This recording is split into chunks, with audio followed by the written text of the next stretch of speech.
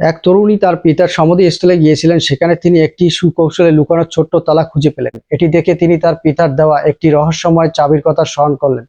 কিছুটা দ্বিধা ভেদ করে চাবি ব্যবহার করতেই সমাধির পাশে একটি পাথরের দরজা সরে যেতে শুরু করলো। কৌতূহলবশত ভিতরে প্রবেশ করে আলো জ্বালাতেই তিনি এক বিস্ময়কর দৃশ্য দেখতে পেলেন। একটি বিশাল গোপন কক্ষ, যেখানে তার পিতা বিভিন্ন ঐতিহাসিক নিদর্শন সংরক্ষণ করে রেখেছিলেন। সেখানে একটি ভিডিও রেকর্ডার ছিল। রেকর্ডার চালু করতেই পর্দায় তার পিতার বার্তা ভেসে ওঠে। তিনি জানালেন যে তিনি প্রকৃতপক্ষে মারা যায়নি, বরং একটি রহস্যময় দ্বীপে চলে গেছেন। সেখানে একটি প্রাচীন সমাধিতে অমরত্বের রহস্য লুকিয়ে আছে। সত্যতা জানার পর তরুণটি নৌকা নিয়ে সেই দ্বীপের উদ্দেশ্যে রওনা দিলেন, কিন্তু সমুদ্রের মাঝপথে ভয়াবহ ঝড় ওঠায় তিনি জলে ঝাঁপ দেন এবং সৌভাগ্যবশত ঢেউ তাকে সরাসরি দ্বীপের তীরে নিয়ে এলো।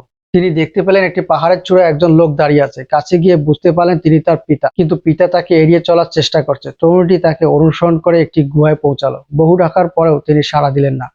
তরুণীটি একটি বিশেষ সংকেত ব্যবহার করলেন, যা শুধু তাদের দুজনেই জানতো। তখন পিতা জানালেন এই দ্বীপে একটি ভয়ঙ্কর রানীকে বন্দী করে রাখা হয়েছে, যে তার স্পর্শে মৃত্যু ছড়াতে পারে বলে তাকে এখানে বন্দী রাখা হয়েছে।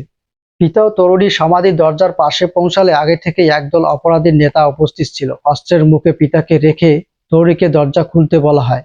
তখন তার শৈশবের একটি খেলনার কৌশল মনে পড়ে যায়, যা এই তালার মতোই ছিল। সে সুইচ ঘুরিয়ে দরজা খুলে দিল।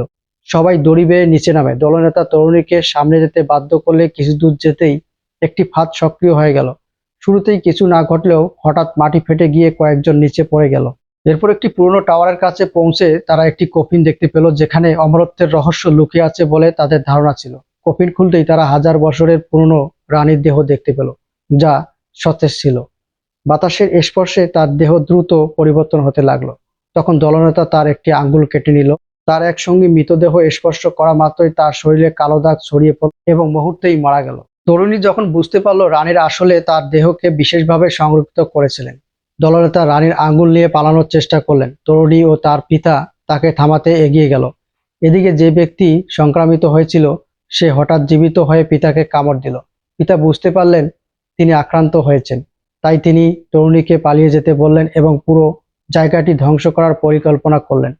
তরুণী বের হওয়ার পথেই আবার দলনেতার মুখোমুখি হলেন। তরুণী তাকে আটকাতে সক্ষম হলেন এবং এক পর্যায়ে রানীর আঙ্গুলটি তার মুখে ঢুকিয়ে দিয়ে তাকে খাদে ফেলে দিলেন। এরপর পুরো সমাধি ধ্বংস হতে শুরু করলো, কিন্তু তরুণী দ্রুত বেরিয়ে আসতে সক্ষম হলেন।